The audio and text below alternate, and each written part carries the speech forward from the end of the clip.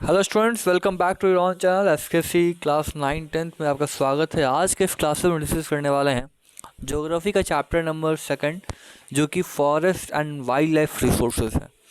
इस चैप्टर में हम डिस्कस करेंगे कुछ इंपॉर्टेंट टॉपिक्स आपसे एग्जाम से रिलेटेड हैं और ऑब्जेक्टिव क्वेश्चंस भी इस वीडियो के लास्ट में आपके लिए मैं लेके आया हूँ। चलिए शुरू करते हैं। सबसे पहले बात करते हैं बायोस्फीयर क्या होता है। बायोस्फीयर हमारे अर्थ का पार्ट होता है बायोस्फीयर, जो कवर्ड होता है लिविंग ऑर्गेनिज्म के साथ, जहाँ पे प्लांट्स और एनिमल्स दोनों को ही कहा गया। यानी कि वो भाग जहाँ पे जीव जंतु रहते हैं, चाहे वो प्लांट्स हो चाहे वो एनिमल्स हो, उसी को हम बायोस्फीयर कहते हैं। अब आगे बढ़ते समझते हैं इकोसिस्टम। इकोसिस्टम क्या होता है? इकोसिस्टम एक इंटीग्रेटेड यूनिट है जहाँ पे कम्युनिटी के साथ लिविंग ऑर्गेनिज्म का फिजिकल इन्वायरमेंट के साथ इंटीग्रेशन को कहा गया इकोसिस्टम। मतलब कि प्लांट्स का एनिमल्स के साथ क्या रिलेशन है, एनिमल्स का प्लांट्स के साथ, पानी के साथ, हवा के साथ, इस इंटीग्रेशन को, मानव के इंटीग्रेशन को या फिर एनिमल्स के इंटीग्रेशन को प्लांट्स के साथ या फिर किसी भी प्रकार के जो हमारे कम्युनिटी हैं वहाँ पे उनके साथ फिजिकल इन्वायरमेंट के साथ जो इंटीग्रेशन है, उनका जुड़ाव है, उसी को हम इकोसिस्टम कहते हैं। फ्लोरा क्या होता है? बहुत ही बेसिक सा पॉइंट है। फ्लोरा खास प्रकार के प्लांट्स होते हैं जो किसी खास रीजन में पाए जाते हैं या फिर किसी खास पीरियड में पाए जाते हैं, उसी को हम फ्लोरा कहते हैं। फाउना क्या होता है? खास प्रकार के एनिमल को कहा गया जो किसी खास जगह में पाया जाता है।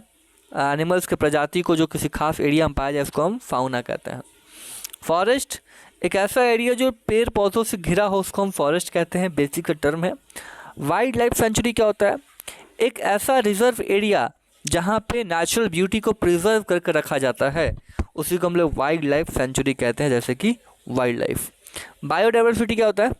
ये टोटल प्रकार के जितने वैरायटी ऑफ स्पेसीज हैं प्लांट्स और एनिमल्स के या फिर किसी भी माइक्रो ऑर्गेनिज्म के जो धरती पर रहती है, उसी को हम बायोडाइवर्सिटी कहते हैं। मतलब कि जितने भी प्रकार के जो वैराइटीज़ हैं, स्पेसिस जितने भी हैं, प्रजाति, चाहे वो प्लांट्स के हों चाहे वो एनिमल्स के हों चाहे वो छोटे जीव जंतुओं के हों, जो भी धरती पर रहता है उन सभी को बायोडाइवर्सिटीज़ कहते हैं। वेस्टलैंड ऐसे लैंड जो कल्टीवेशन के लिए सुटेबल नहीं होते हैं, उनको हम लोग वेस्टलैंड कहते हैं। नॉर्मल स्पेसिस किसे कहते हैं? वैसे प्रकार के प्रजाति का संख्या जिसको कंसिडर्ड किया गया है नॉर्मल फॉर द सर्वाइवल, यानी कि वो सामान्य तरीके से सर्वाइव कर पाते हैं, उनको किसी खास प्रकार की ज़रूरत नहीं है, विलुप्त नहीं है, इनकी संख्या काफ़ी ठीक ठाक है। जैसे कि कैटल हो गया, साइल हो गया, पाइन हो गया, रोडेंट हो गया, ये सब ऐसा प्रजाति स्पेसिस है जिसका कोई कमी नहीं है, नॉर्मल स्पेसिस में आता है ये। इंडेंजर्ड वैसा स्पेसिस जो खतरे में है, मतलब जिसकी कमी आ चुकी है, जिसका कमी हो रहा है, उसको इंडेंजर्ड स्पेसिस कहा गया, चाहे वो एनिमल्स का हो चाहे वो प्लांट्स का हो। वल्नरेबल स्पेसिस क्या होता है? ऐसे प्रकार के कोई भी प्रजाति जिनका संख्या धीरे धीरे कम हो रहा है, लेवल्स कम हो रहे हैं, 5 था पहले अब 4 होगा, 4 से 3 हो गया, और धीरे धीरे वो खतरे में जा रहे हैं कि अब ख़त्म ना हो जाए, फ्यूचर में दिखे ही ना, नेगेटिव फैक्टर हो सकता है ऑपरेट करने के लिए, इसको बोलते हैं वल्नरेबल स्पेसिस।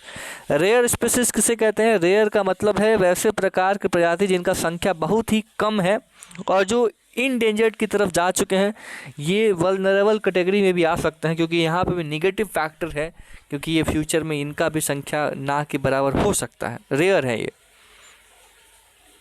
एंडेमिक स्पेसिस मतलब ऐसा प्रकार का कोई प्रजाति जो सिर्फ और सिर्फ किसी खास एरिया में पाया जाता है। आमतौर पे इनको आइसोलेट करके रखा जाता है, मतलब कि किसी जंगल में रखा गया, किसी जू में रखा गया, किसी खास जगह पर रखा जाए, इंडेमिक स्पेसिस है इसको, जैसे कि निकोबार पिजन, ये सब इंडेंजर्ड है, एंडेमिक स्पेसिस है। नेक्स्ट एक्सटिंक्ट स्पेसिस, ऐसे प्रकार के जीव जंतुओं का प्रजाति जो बेसिकली पाया ही नहीं जाता है, पाया भी जाता है तो बहुत मुश्किलों से मिलता है, बहुत ढूंढने के बाद, सर्च करने के बाद कोई एरिया में वो शायद मिल जाए, ज़रूरी नहीं कि वो मिल ही जाएगा, लेकिन ये मिलता ही नहीं है, और मिलेगा भी तो बहुत खोजने का, लेकिन चांस ऐसा नहीं कि मिल ही जाएगा, नहीं भी मिल सकता है। और ये स्पेसिस लोकल एरिया या किसी खास रीजन, किसी खास कंट्री या फिर किसी खास कॉन्टिनेंट या फिर पूरे अर्थ पे बहुत ही रेयरली पाया जाते हैं, जैसे कि Asiatic cheetah, pink head duck, ये सब जो है एक्सटिंक्ट स्पेसिस में है, मतलब हम हर जगह इसे नहीं देख सकते हैं, ये आपको बहुत ही रेयर में दिखता है। इंडियन वाइल्ड लाइफ एक्ट ये एक ऐसा एक्ट है जो 19 ऑब्जेक्टिव क्वेश्चन हो सकता है इसमें कि इंडियन वाइल्ड लाइफ एक्ट कब इम्प्लीमेंट किया गया, तो 1972 में, जहाँ पे बहुत सारे प्रावधान लाए गए कि नेचुरल हैबिटेट्स के लिए प्रोटेक्शन लाना है, बहुत सारे कानून लाए गए जिससे जितनी प्रजाति हैं उनको बचाया जा सके भारत में। नेक्स्ट है फॉरेस्ट के प्रकार। तो कई प्रकार के टाइप है। सबसे पहले बात करते हैं रिजर्व फॉरेस्ट। नाम ही रिजर्व फॉरेस्ट मतलब क्या कि ऐसा प्रकार का फॉरेस्ट जहाँ पे सबसे वैल्यूएबल प्रकार का फॉरेस्ट होता है, ये कंजर्व करने के लिए forest and wild life resources में कंसर्न्ड होता है। ये प्रोटेक्टेड फॉरेस्ट ऐसे प्रकार के फॉरेस्ट जिसको प्रोटेक्ट किया गया है, मतलब कि जिनका कमी ना हो, उनको डिप्लीशन से रोकने के लिए प्रोटेक्ट किया जाता है। और अनक्लास फॉरेस्ट यानी कि ऐसे प्रकार के फॉरेस्ट जो वेस्ट लैंड, जो कोई काम का नहीं है, ठीक है, जहाँ पे सरकार और प्राइवेट या इंडिविजुअल या फिर कोई कम्युनिटी तीनों ही क्या करते हैं, रूल करते हैं। तो ऐसे प्रकार के जंगलों को कहा गया है अनक्लास्ड फॉरेस्ट, यानी कि वैसे लैंड जो बेसिकली कोई काम के नहीं होते हैं और इन पे काबू सभी का होता है। कोई भी खेत हो गया, कोई भी ज़मीन हो गया, इसको बोलते हैं। परमानेंट फॉरेस्ट क्या होता है, ये रिजर्व और प्रोटेक्टेड फॉरेस्ट को रेफ़र किया गया है जहाँ पे परमानेंट स्टेट में मेंटेन होगा। और यहाँ पे मकसद क्या होगा कि पर्पस होगा प्रोड्यूस करना टिम्बर मतलब जो लकड़ी होते हैं, मोटा मोटा लकड़ी होता है, फॉरेस्ट प्रोडक्ट्स से आते हैं। फॉरेस्ट प्रोड्यूस होगा और प्रोटेक्टिव जो होगा वो रीजन भी होगा, इनको बचाया भी जाएगा और ये परमानेंट तौर पे यहाँ से फ़ायदा आएगा, कमर्शियल यूज़ के लिए इसका इस्तेमाल होगा क्योंकि ये परमानेंट फॉरेस्ट है। एक मूवमेंट चलाया गया था जिसका नाम था चिपको मूवमेंट। ये एक ऐसा मूवमेंट था जो लॉन्च किया गया था Himalayas people of the Himalayas against the deforestation. पेड़ों को काटने के से रोकने के लिए एक आंदोलन चलाया गया जिसका नाम था चिपको मूवमेंट। तो ये आपको याद रखना है।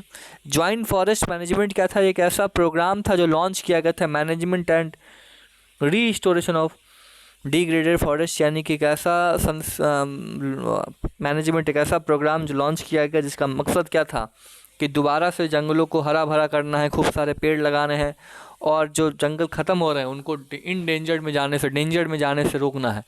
तो यही था आज के क्लास में। अब कुछ ऑब्जेक्टिव देख लेते हैं, बहुत ही आसान चैप्टर था।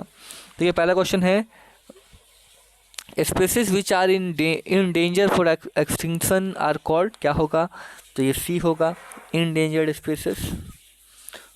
Forest cover in a country have recently increase due to, forest cover किसकी वजह से हुआ, तो प्लांटेशन बाय डिफरेंट एजेंसीज। तो अभी आपने आईपीएल में भी देखा होगा कि हर एक डॉट बॉल पे कई सारे पेड़ लगाने का प्रावधान था, तो ये सब की वजह से पेड़ बढ़ रहे हैं। तो इसका स्क्रीनशॉट ले सकते हैं यहाँ पे, तो अभी का आंसर भी दिया हुआ है, आप स्क्रीनशॉट ले लें, या फिर मैं इसका पूरा पीडीएफ जो है अपने टेलीग्राम चैनल पे डाल दूँगा, आप वहाँ से जाके ज्वाइन कर लें टेलीग्राम चैनल को, जिसका लिंक आपको डिस्क्रिप्शन में मिल जाएगा। पूरा पीडीएफ मैं वहाँ पे डाल दूँगा।